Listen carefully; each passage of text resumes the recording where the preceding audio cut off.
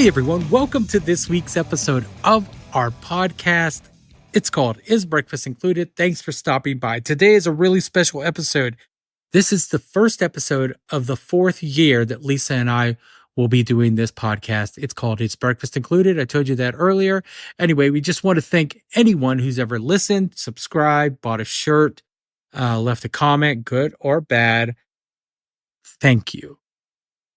It may seem very insignificant to you, like I've said before, but it means the world to us. Now, that being said, today's guest is Sebastian Clayton. Sebastian is a digital guru who's one of the overseers of U2.com. He's also a bass player who talks a little bit about that, his early days playing in a band, touring, being in a backing band, his involvement with Project Zero. We'll talk about that. And Supajam.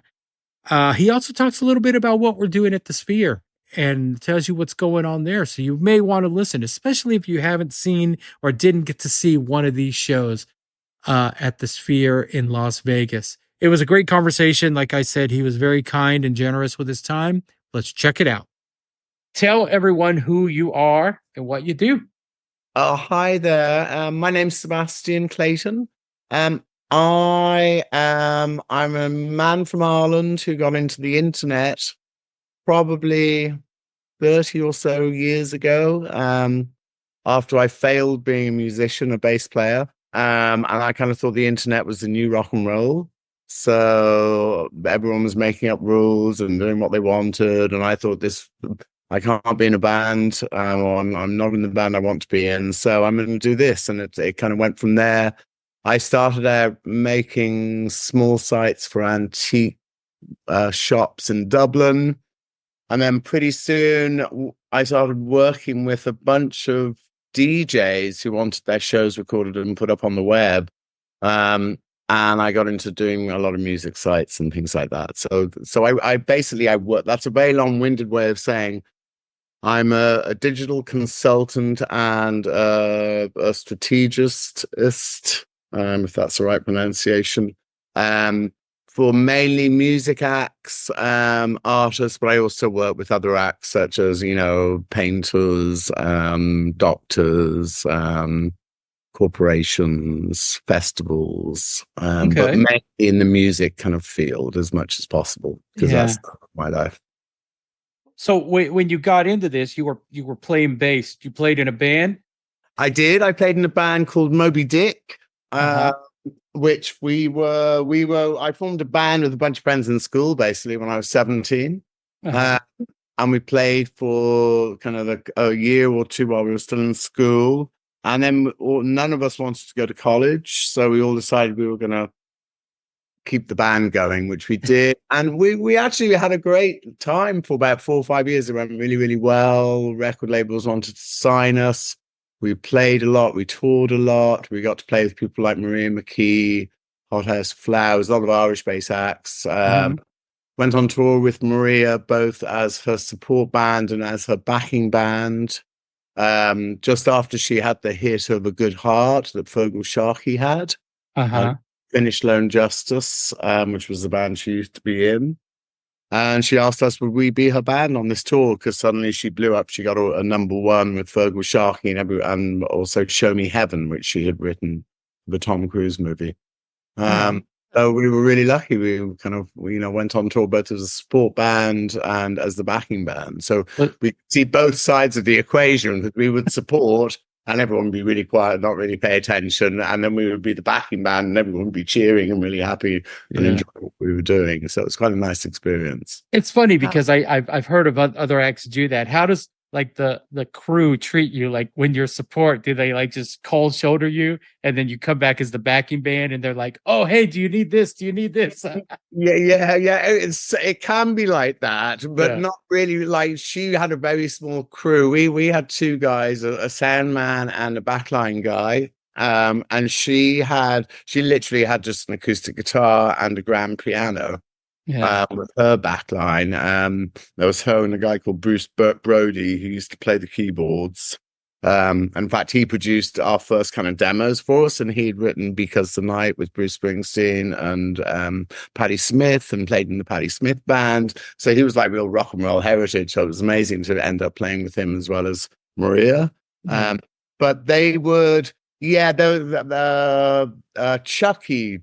was both the tour manager, the acoustic guitar guy for Maria, and would kind of help us set up. Yeah. And he would always give us a hard time almost as a joke when we were doing the support slot.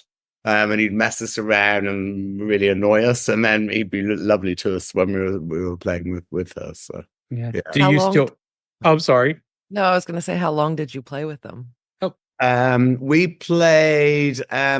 We played as our own band for about 4 or 5 years. Once we left school, and we recorded some demos and all that kind of stuff. And then with Maria, we actually spent quite a lot of time rehearsing with her, because we also were talking about co-writing with her, and she really liked what we did, which was great for us, because she asked us to play with her. And so it ended up touring with her on and off for like a year, 18 months around Europe mainly. So Ireland, England, and around Europe too. So do you still play bass? Do you still play music? Not as much as I'd like to. I find it quite hard playing on my own. I have to be completely honest. I like to jam. I like to groove with the drummer. Yeah. I'm not great with machines, so I'm not very good at setting myself up to do it on my own. And with the work I do, I'm quite caught up all the time. But I have about 6, 7 basses still. One, I have an acoustic bass at home, which I play around on when I'm just sitting around my house. But the electric ones I had to put away because I moved out of my house over the lockdown, the COVID period, and put them in storage, and I just haven't got them back out yet. All right. I'm kind of in a bit of flux about where I'm moving next or I'm living next. So until I decide, I don't want to take them all out again. Yeah. There's that joke is like, where do bass players store their gear between moves? At the pawn shop. Anyway, be a bit like that, yeah. That's funny joke about a bass I'll tell you later, which is a bit similar. So you saw early on the technology shifting, and that must have been early 90s. It was early 90s. It was probably, I started to get into it about 94, 95. Yeah. About 94, 95. Yeah. What was it about, like, the internet? I mean, the internet was amazing, but it I remember you used to have to type in like HTTP. Yeah. What was it about this new technology that you saw a future in? Because, I suppose basically my brother bought me the first printed edition of Wired magazine. And he said to me, there's this thing called the internet. Have you heard about it? And I went, no. What's the internet? He said, oh, it's amazing. It's all artistic. It's all creative. You can do lots of things. So I kind of, I must say, I should say this up front, actually. Technology, I understand it and what it can do for you, but I don't know how it works. So I can't program. I can't. I'm not a programmer. I'm not a designer, but I'm involved in all those kind of fields of the web. But I get excited about the idea of what it can do and how you can make it do it. And that's more where I got into it and how I got excited about it. So going back to the very start, I wanted to do something that was creative, and I wanted to do something that wasn't going to tell me how to do it or when I could do it or what way to do it, which for me, music, as well as a creative outlet for me, the idea that I could be in control of what I wanted to say, do, hear, was really important to me from a very early age. And music for me was that kind of that safety, that kind of comfort zone for me, where I could feel that I could do all those things. And when that didn't work for me, I felt that the internet, I could create that for me within that space. Mm-hmm. So that's kind of why I got into it, because I thought, hey, no one's doing this kind of stuff yet, especially in Dublin. There was one other company doing internet stuff called the Web Factory. and there was nothing else going on.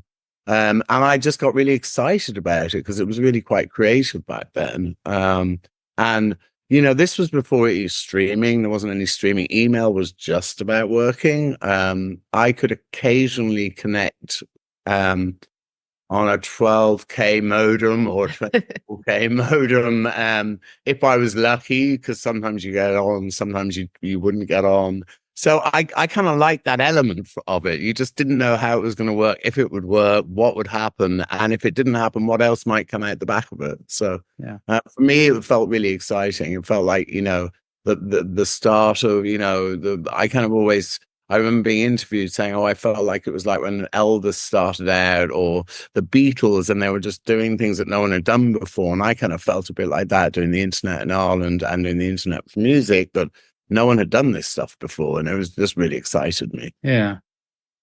Yeah. What does a typical day look like for you? Oh, gosh. Right. So my days are really odd because I work a lot with them. I'm based in Europe. In England at the moment, London, but I work mainly with American people, so they're a few hours behind every day. So I wake up very early, I go for a walk, check all my emails when I get back, kind of update my list of to-dos from the emails that I've had in overnight from mainly American clients and people. And then literally I then spend from then when I get back from my walk up till when I usually go for a swim in the late afternoon, working on the computer, mainly answering emails, coming up with ideas, planning, I'm working on the Sphere shows at the moment. So planning with my team what we need to do, how we're going to do it, and what needs to be delivered and when. And then I would go for a swim every day during the time when Europe's slightly slowing down and America hasn't quite fully woken up.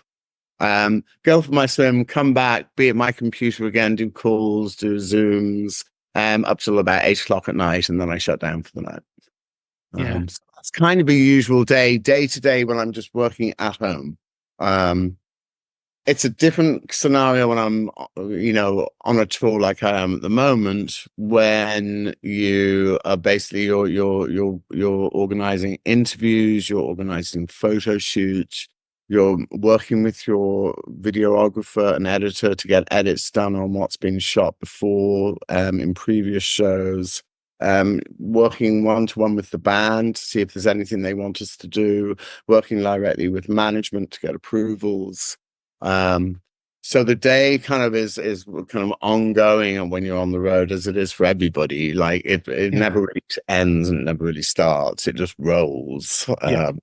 And whether that be you're doing something at 3 a.m. because you got to get up and do something, or it's 3 a.m. because you've been working all day and the band haven't left and you have to stay around until they do because you might need to capture something. Yeah.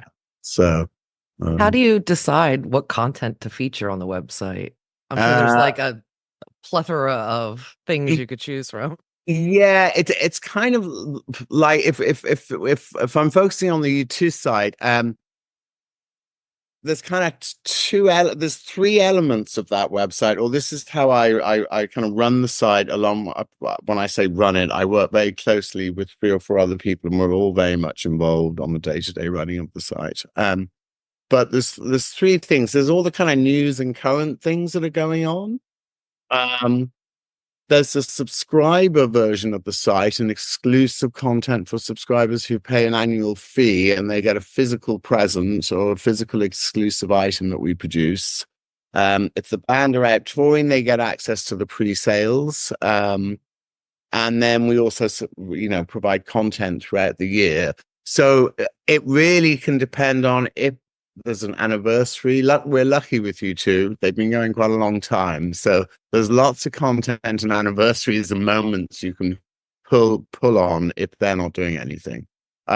So we try and get a yearly plan together. That doesn't always work out, but we try and give 1 or 2 exclusive pieces of content to subscribers each month. And the other aspect of it's almost, I see it, and my colleagues see it, as almost like a living, breathing online kind of the online home of you to whatever happens. So Facebook may come and go, Instagram may come and go, this may happen, that may happen. But for us, always having this site that has every bit of information that whatever the band are doing. That in years to come, when the band may not be playing anymore, I still feel it's almost like it's an archive, an online archive of all things U2, and that's the three different strands we're trying to kind of balance all the time, because you want to keep it current for people. People want news all the time, people want information. It's like people are hungry, feeding it all the time. Yeah. But you also need subscriber stuff, and you also need to realize that it's, with this kind of band, it's an archive as well that's going to sit there and should sit there forever and should feature all the information, because people will want to access it at some stage. Yeah. So when you do streaming events, which I've seen that you've done before, that can throw a whole new level of complication into your job. Yes, streaming is crazy, and I love it. Like, very fragile. It's like anything can go wrong. Everything goes wrong always. I can remember doing when I first got into the internet, after I decided I wanted to get into it, and practicing on not practicing, but working on the smaller sites for an antique shop, and a couple of smaller artists in Dublin. I came across this chap from Seattle. Someone introduced us, called Scott Blum, and he had set up this thing called iMusic. So this was back in '95. Wow. And he was doing live art gallery launches from Seattle. And I said to him, "Hey, well, there was a huge club scene happening at the moment at that time in Dublin." And I said, "There's a real great club scene. I'm really into this, putting it out on the internet. And I know you can do it. I've tried it. It works. Why don't I see if I can record the DJs, and maybe we can put it up through your site, iMusic, and we can stream, and it could do really well." And he was really into it. And of course, no one wanted money then or anything. So you just did it in your spare time, basically, which is what I did. And started to do it, and it really took off. And then the next level after that, because you're recording DJs, not streaming them live. So the next stage after that was doing some live events, and we kicked it off with webcasting from the Point Depot, as it used to be called in Dublin. It's now the 3 Arena, the Smashing Pumpkins, I think, on their Siamese Dreams tour. Wow. Okay. Yeah. So I had a business partner, James. We went into the Point Depot. They had a couple of ISDN lines, but that was it. So we in those days, you'd have to call up the IT company, the telecoms company, and say, "We need some ISDN lines. We need them next week." And they go, "No, it'll take 4 months." And you go backwards and forwards, and eventually you get maybe 2 the next week. So we got 2, and then we got some telephone lines as well. And James, he's a techie whiz. He knew how to kind of patch them all together so we could get a bigger bandwidth to try and stream this out to the entire world. I think we were using Real Networks streaming platform back then, which doesn't exist anymore. And we eventually had a test run with them for sound check, which didn't work. We had advertised it, marketed it. A lot of people were talking about it on the internet. We didn't think it was going to work. We couldn't figure out what was going wrong. And it was something in the IP address from not our end, but from the telecommunications company end, or something like that. And we got it up with about 2 minutes to go. We got the stream up, and we eventually crashed CompuServe in America. So many people were trying to log in to listen. Yeah. And that was my first streaming event. But went on and did others, like with U2 and a few other acts as well, and did some festivals. So yeah, it was fun. Like, streaming was really like the Wild West. Just explaining that, Sebastian, you got my blood pressure going up just now. And that's something that happened in 92. Yeah, no, but I just thought it was good. I just love that kind of stuff. It's like, okay, how are we going to make this work? How are we going to make this work? So I'm very lucky. I seem to be able to attract people who know what they're doing. Yeah. So, as long as I've got the ideas still coming, I seem to be able to find people that make those happen. So that's cool. So you said earlier you don't write code, you don't program. No. There was somebody else very famous who also didn't write code, Steve Jobs. How do you stay ahead of the curve of technology? Do you just surround yourself with people, or do you do the research and then go to them and go, hey, I've read about this, this might be something we could use in the future? Yeah, I think for me, there's a real kind of basic requirement of understanding technology in the line that I work in, which is, kind of the internet, websites, apps, social media. It's basically a very fancy communication. So for me, always the internet, I always bring the internet back to a telephone call. So, and I'll see how I explain this. Like a website, when people come to a website, they're just trying to find out information usually. And also they buy things now, but it's usually a communication of, I'm interested in something. That's what I want. Here it is. I'll take it. Or I want to listen to this podcast. I'll listen to it. It's another form of communication. Social media, it's your communication with your friends. You're having phone calls with them all the time. So for me, I always break it down was, how can I make this communicate the best way it can? And that's what I bring everything down to. So the technology isn't always important for me. It's how it's going to actually communicate what we want to communicate in the way we want to communicate it. So I'm not maybe always on top of the very latest and greatest, because I think if you know what you want to do with your communication of something, whether it being streaming something, selling something, pushing something, promoting something, the technology will find you if your idea is working and is good. Technology changes so quickly now. But a lot of the time, it's still doing the same thing. It's just got another layer of complexity on it, as far as I call it, rather than, people produce something, it's simple, and then they add things to it constantly. And that's a lot of what's going on at the moment, apart from when you get into the AI world. And I don't know how that's going to affect what I do or the music business in general, from a streaming point of view or from an online point of view. Yeah. Is AI something you've been keeping your eye on? And I've been watching it. And also, the chat GDP AI stuff I've been looking at, from if it could produce content for my clients, so I don't have to be organizing all the time and those kind of things. And it's kind of breathtaking what it can do, and very, very scary. And I'm hoping that the AI will almost work in a way like it does now in kind of cinemas and, say, the Sphere, where it almost helps you hear things or helps you feel things that you wouldn't have without it. And that's what I would like it to do from a music online point of view or from a streaming point of view. Right on. Lisa asked earlier, like, how do you decide what content to use on the website? Oh, yes, I know. We'll use youtube.com as an example. What's your favorite part about working with that community? And when you do something, how do you handle like fan feedback or criticism? How do you we love it. Because you need it to do it better, and we are there for the fans. Like, first and foremost, what we do is for fans, not for anyone else.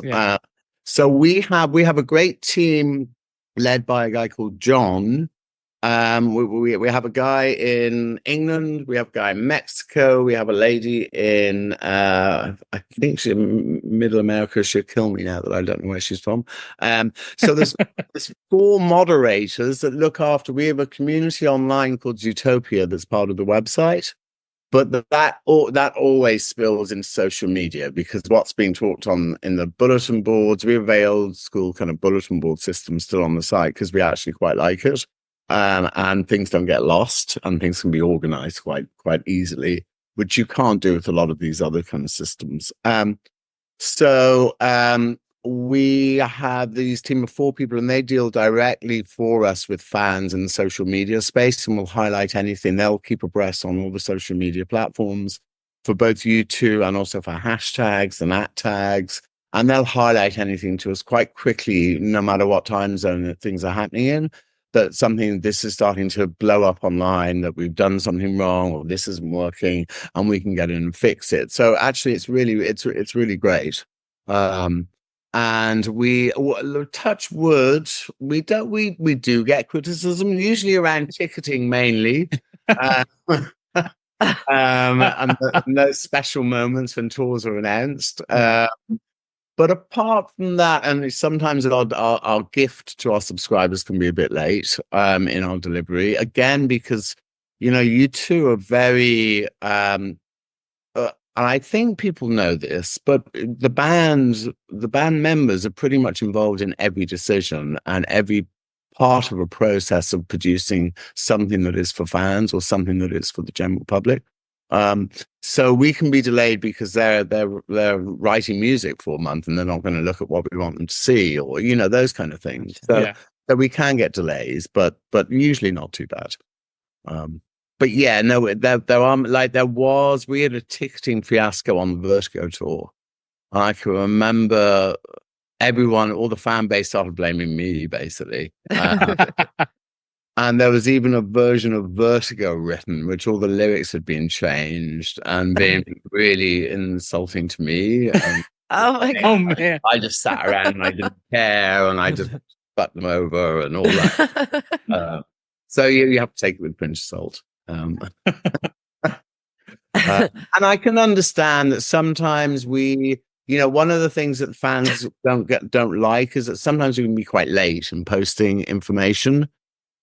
And because of the band and the type of band they are, and this happened when I worked with the Rolling Stones as well, is that the rumor spreads way before the announcement. So what happens is that everyone knows until you make the announcement, and everyone knows about it already. And we can be late in our announcements because things can get changed and tweaked, and what can be a rumor can be correct, but the day might not be correct, or the time might not be correct. And we're sometimes far behind these posts that fan sites do because we're waiting for the definite rather than the proposed or whatever. Yeah. So we do get a little bit of hassle for being a bit late sometimes, but that's only because what we do put up is correct and not rumor. So we did a little research on you, and to be honest, there's not a whole lot about you online. I keep well off everything.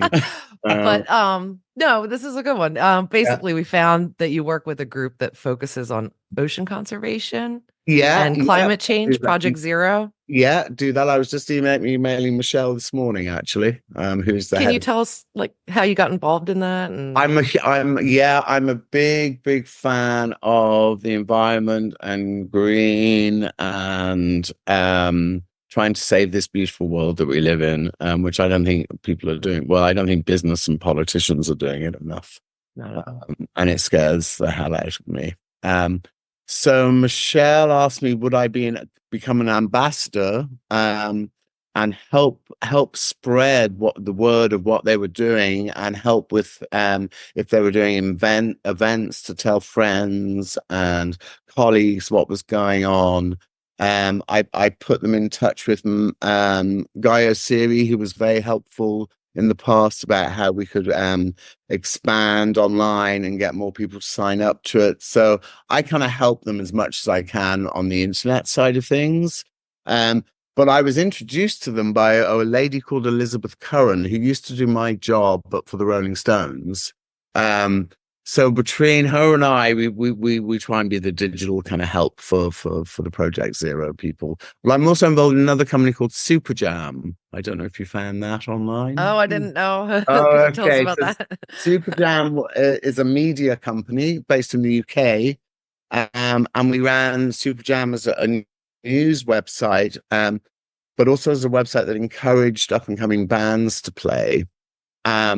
So what we did was we used to run these online competitions for bands to submit music And with a voting process, these unsigned bands would be whittled down to say 20. And then we would have live kind of playoffs in bars in and around London. And bands would fly in from Europe, one band flew in from America. We had some coming from Russia even, because the prize is we used to do deals with the big music festivals in England. So the prize would be you'd open up one of the stages at a music festival. Because we always felt that there's all this great music, but it's people, but just because a band isn't signed or they don't have a publishing deal doesn't mean they're not good. So we always thought this was an opportunity to help bands get better and get heard and get noticed. Through doing that, we set up a publishing wing where we tried to get publishing for unsigned bands. That didn't work. So jump 10 years forward to now. And we've now put our energy, we're still doing the unsigned band thing, but we're now putting our energy into teaching underprivileged kids all forms of media skills. So whether it be live music or recorded music, television production, film production, radio production, we teach all of this in our Supajam colleges that we've set up. So we've got 4 colleges now in the UK looking after about 1,000 underprivileged children, teaching them all these different media studies. And so what we do is we get them a position on Britain's Got Talent. We know someone in there, so we got a photographer to work on that show that had done our course, and then we worked with a festival in the UK, an Americana music festival in the UK called Black Deer Festival, and they in fact have given us a whole stage we run. So we don't run it; the kids run it. So in the college, the best and the most interested in the music, live music kind of part of the course will then go on to run a stage, book the talent, run the stage at this Americana music festival every year. So we're doing all these things, and we have like a 80% success rate of kids who have been either on the streets, living rough, in jail, completely addicted to drugs, alcoholics, violence, have come into our colleges. It's all paid for by the government. And we've taken them from doing that into wanting to actually get into media and actually going off then after being with us and getting work in media. So it's been really, really successful. That's very admirable. I didn't know that. That's really cool. I suppose I had a what's the word when you have one of those moments, epiphany moments or whatever, a moment of clarity. A clarity about 15 years ago, and I went, you know what, the whole rat race networking thing isn't for me. I don't want to do that. I want to actually do good things while I'm here. So that's what I'm doing.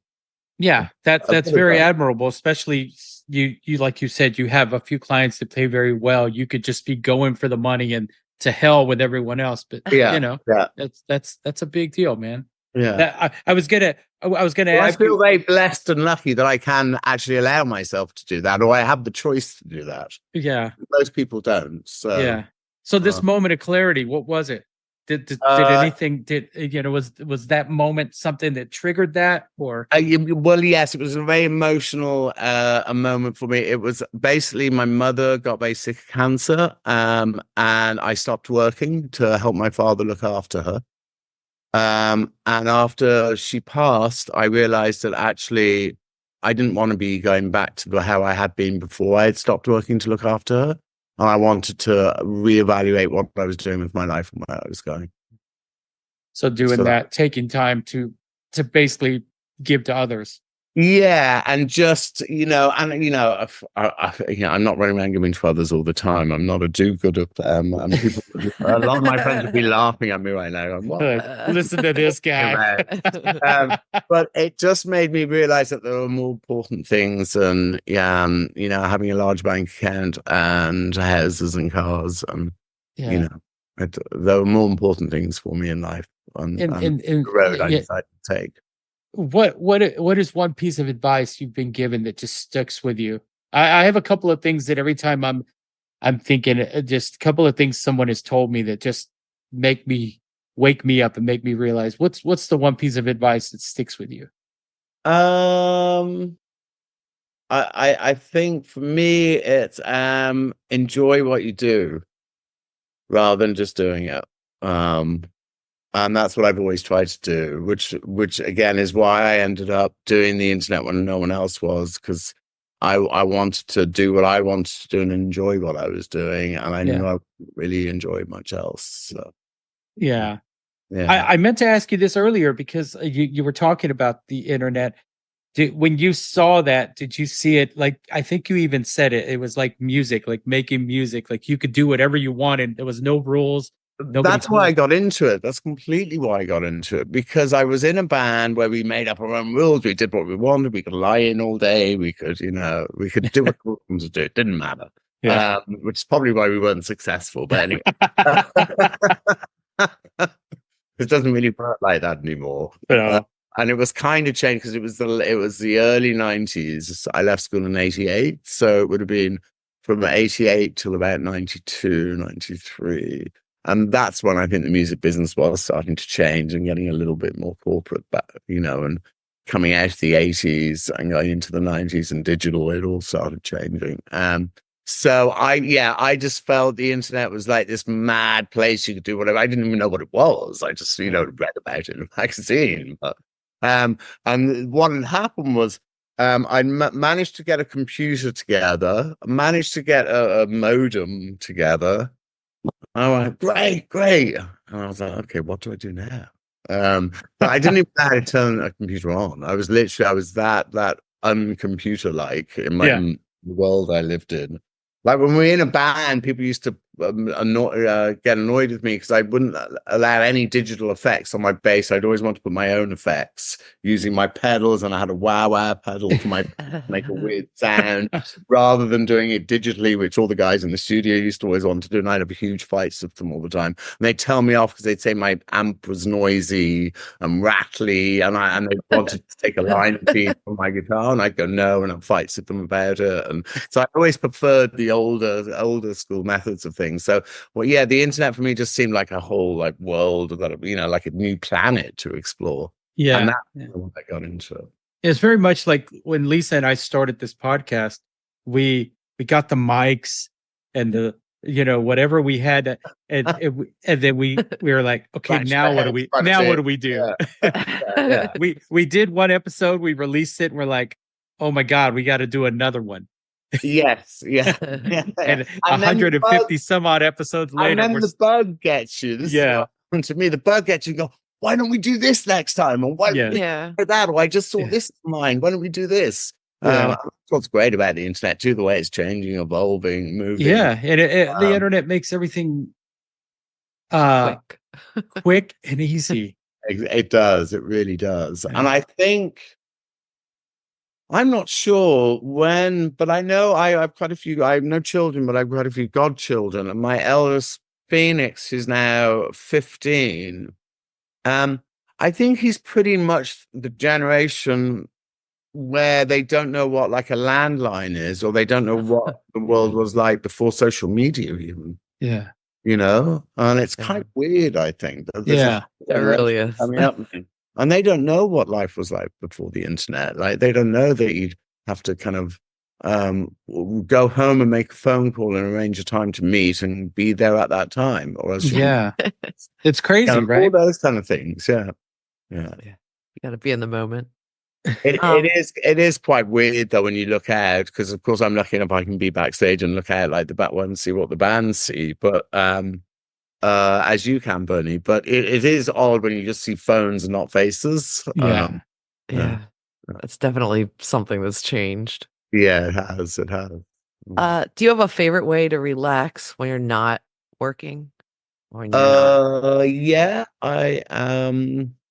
The legal ones I can talk about is I quite like swimming. I do quite a lot of yoga, photography, and walking and cycling. They're all quite. I used to be so inactive. It's really odd. I used to be really unactive and wasn't into physical exercise or anything like that at all. And then kind of as I got older, I did, but literally lockdown, I suddenly went, shit, I need to do things. I'm not going to meetings, I'm not going out shopping, I'm not doing anything. So I started to get into it, and it makes me feel so good. I just, that's what I do a lot. I read quite a bit as well. I quite like an old book. Okay. What are the challenges delivering content from this amazing venue, the Sphere? Well, there's two or three. One being the size of the place. Like, there's not really many cameras that can really capture what. I suppose for me, I try and capture what the experience is about. So, be it either the sound or the visuals, or like a YouTube show, there's always a story arc. And the show brings you from one place to another place, and maybe even to another place to our show. And the moments of the band and fans. So there's those kind of moments you always focus on when you're capturing a show. And probably it's the same for any band. So you want the band fan moments that make the show special. You have the visual audio element of it. And kind of with the Sphere, you've got this screen which is 2 acres in size. Like, it's literally you'd need to be standing right in the car park to capture it all really beautifully and fully. But when you do that, then you lose the idea of it, that it comes over you. This could almost, as B says, like a cathedral. It kind of surrounds you. So that's been quite hard for us. So the first kind of few shows, or the first month, let's say, the idea was to just get over the idea of the Sphere, and then get some key Acton Baby song moments out to the fans, because that's what the show's about. Mm-hmm. So we did that. Then the next kind of month and the next chunk was focusing on all the live songs that they're playing. And now currently we're doing. They've made a few changes to some of the songs' visuals on the set, so we're reshooting some of those at the moment, and also capturing those kind of fan or fun moments from the show. So forget the technology, forget the Acton Baby songs, forget this Sphere thing, but just those moments like when Bono introduces the band each night. Or when the moment where Bono is singing "Love Me Tender" and there's Priscilla Presley footage going into "Until the End of the World" and the worlds blow up. That's another kind of key moment I think we need to capture. The first falling down of real thing of the screen, which looks like it's kind of almost like kind of falling on you. We're going to be trying to capture that. We did do Zoo Station at the start, but that was more highlights after the first show. So there's quite a lot to capture still for me, and we've only got shows, so it's going to be a busy couple of weeks. A couple of things, like I've had friends ask me, like, any advice on where to buy seats or where, and I tell them, and this is just my Lisa was at one of the shows, but this is just my perspective, is it doesn't matter where you sit, because B makes it very intimate no matter where you are. It's almost like he says it, we could be at a bar, a club here, or it's very, you could be in the 400 section, but it's like you're right there. It's really odd, because that's so true, because whatever, it's 17,000 people, is it? And anywhere on the floor you feel like you could touch the band. And anywhere on those first, I haven't been up to the very top, the seats, but anywhere up to where I've been, which is up to the 4th level, where the mixed positions are for audio and video, it always feels like you're really near to the band. And you get the full experience of the stage. If you're in the GA, I feel like you don't get to see crazy stage. Like, that's the other thing. I want to do a time capture of the stage when it starts doing its weird color moments. Yeah. Like when it goes that weird green, you're like, where did that come from? It's like, I love it. Cool. It's got its mind. Because Willie was saying, we interviewed Willie, and that's the great thing about my job too, is you interview all these people, so you hear all this information. But Willie talking about how it's just completely random, and they used to control it slightly, but then since Christmas, they've just flicked the switch and said, let's let it do what it wants. Yeah. The stage has its own algorithm to generate the colors, and no one controls that. Yeah. So you don't know what color you're going to get next. So if I don't know when this will go out, but if the shows are still on, just look at that stage for a bit in the act 2, the midsection of the set, because it's got a life of its own and no one's controlling it. The turntable is in charge. Yeah. But I didn't even realize, I just saw certain aspects of the stage because I'm just up there really quick and then down. And I think when Lisa went, I didn't realize that images were on the stage and it did all that crazy stuff. Yeah. All I know is I'm trying not to trip as I did one night. Or drop the bass, one or the other. Yeah. Oh yeah, that would not be good. Another thing, you said being refers to it the as basses are good for bouncing. They usually bounce back up and you can catch them. They're not too bad. I'll try that. Done it a few times.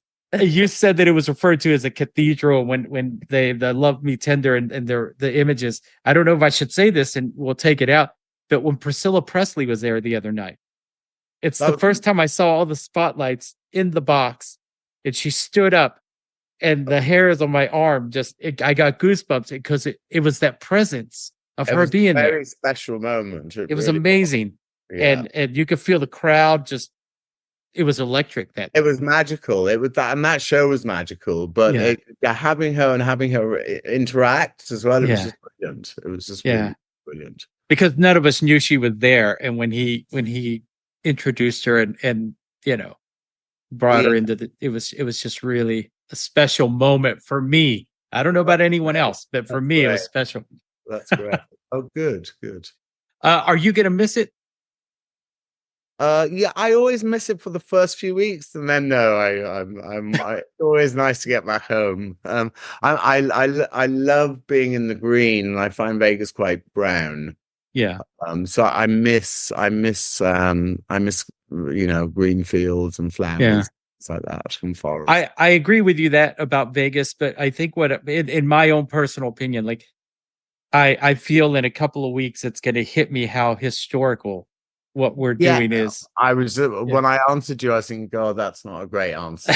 Come on, it's quite a big thing sphere, and I would agree. Get it together, Sebastian. I miss the people mainly. I miss, as I'm sure you do, the people that you form kind of friendships with, groups with, and on different tours, you a different dynamic with different people, but you always keep that dynamic once you've left the tour, and you miss that for quite a while afterwards, I think.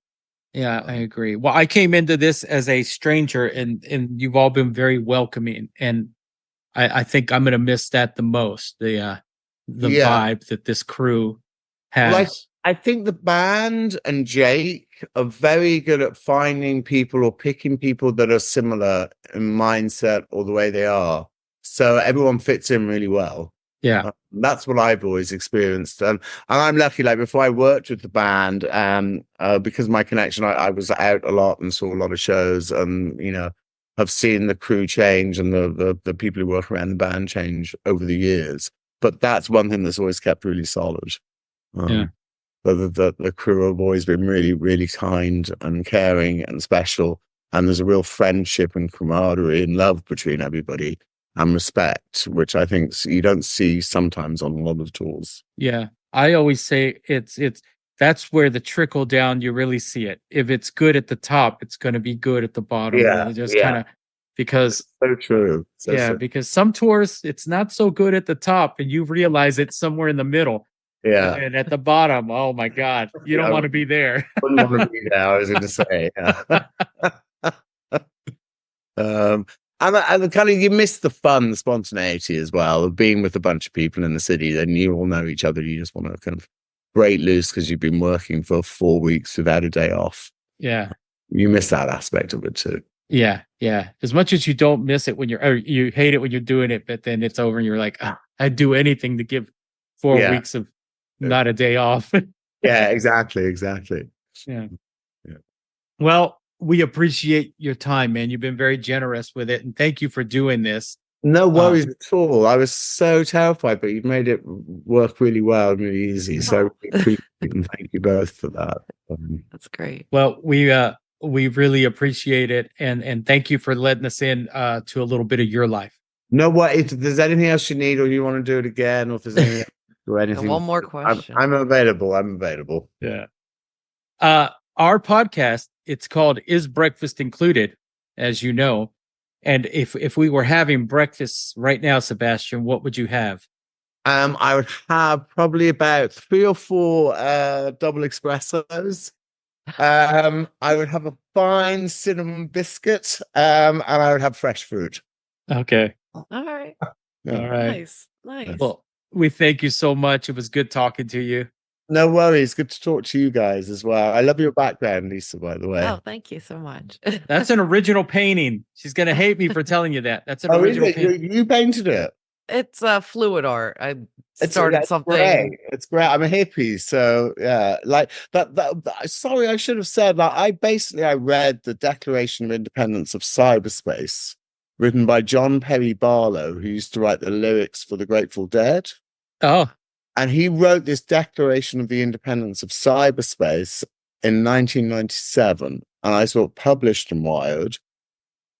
And that's what made me go, the internet's for me. And he was a hippie. He was a complete hippie. And yeah, was a lyric. He's passed away now, unfortunately. Luckily, I was able to meet him because I have it printed in my office, his declaration. Or on my wall at home, should I say. Office sounds very fancy. And I was lucky enough to meet him. But that was another key reason why I got into the internet. He throws in at the very end of the whole interview. Oh, that's great. Look it up online, the Declaration of Independence of Cyberspace. It's really powerful. It's basically declaring that the internet is a free space and that no government, dictator, military can control it or use it or rule it, and that it's for the people, by the people. And it's based on the Declaration of Independence. It's written in the same way, but it's for the Declaration of Cyberspace. Wow, that's interesting. It's really powerful. I'll email it to you guys. It's a really powerful 2 or 3 page piece of writing, which kind of got me. Yeah, thank you. Do that. You have our email address. Yeah, I do indeed. I will send it to you in about half an hour when I find it. Right on, Sebastian Clayton. You just love the guy, right? I mean, he's just so likable. Like, he is one of my favorite people out here on this this thing we're doing, which is saying a lot because there's a lot of great people out here. You can check out his work, of course, at u2.com. We are projectzero.org. See what they're doing there. See how you can help with the environment. And don't forget to check out Supajam. That's SUPAJAM.com. While you're online and while you've done all the researching on that you can do, go over to isbreakfast.com. Check out what we're doing. Check out our YouTube page. Check out our Instagram. And of course, go to where you stream podcasts, subscribe, rate, comment, all that good stuff. Thank you again. 3 years down, starting our 4th year. We got a lot more in store for you, and it's going to be a good year. We promise it's going to be a good year. No matter how bad 2023 was for you, I promise 2024 is going to be good because we're going to still be here.